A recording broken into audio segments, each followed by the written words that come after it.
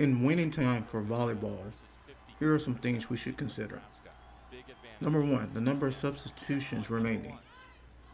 Consider that setters and others that normally do not play the front row could end up playing the front row as substitutions remaining begin to decrease. Number two, timeouts. Does the team in the lead have timeouts at their disposal? Does the team trailing have timeouts at their disposal? When would they use these available timeouts? Number three, the standard of the set. Have you had to call any of the following in the set?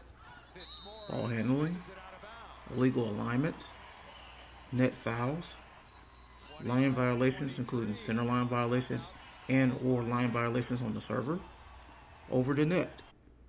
Will you have to call any of these in winning time? Number four, delays. If teams have challenges available, would they use a challenge as a timeout? If teams have challenges available, would they use these challenges to engage the second referee, regardless of whether they intend to use the challenge or not? Would coaches, head coaches, that is, engage the officials on close plays, not necessarily because they disagree with the ruling, but to either stop the other team's momentum and or gain an illegal timeout? Fitzmaurice, what a good choice that time by Jenna Gray. And they like Fitzmaurice much more behind the setter, hitting back sets than they do hitting front sets. That's why they switch. We might have another challenge here. Both coaches know how vitally important this opening set is. Both teams have already used one challenge. Stanford used one very early.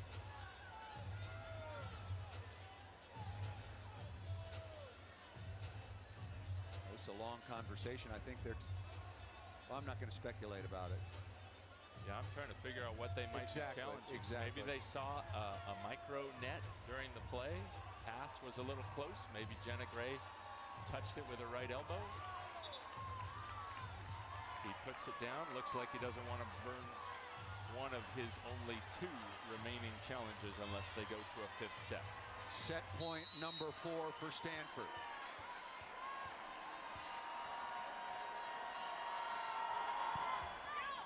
Think about Fecky here. Into the cross court. Michaela Fecky having a big opening set and very, very efficient 7 kills. Holly, what have you got? Well, John Cook and the official just had an interesting conversation. She said, what I observed is there was a touch at the net, but she had already completed her act. You're welcome to challenge it, but that's what I observed. He chose to keep the challenge. We'll see if it pays off.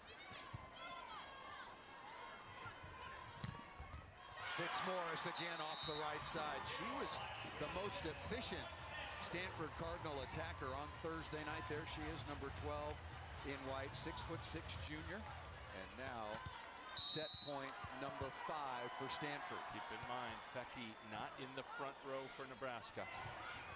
Stivrins down the line, dug by Hintz. Stivrins again, into the cross court and down. Well, I asked you before first serve, Karch, if we might get a classic. So far, that's exactly what we're getting. And remember that Stanford led 24-21. Hence, point blank range. This is actually not that not that difficult to play to make, but Stanford didn't get a set out of it.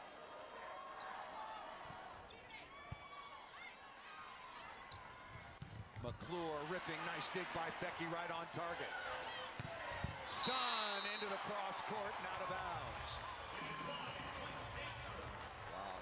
Saw the net bouncing. I think that was Lexi Sun leading into the net support after that play was down. So another set point. We're up to half a dozen, and Formico, who's been very good from the line, back to serve for Stanford. Yeah, had a nice run before.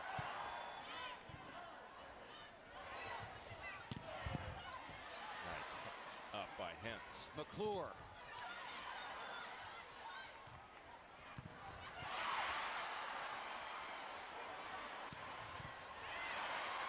Not yet. Sun is rejected.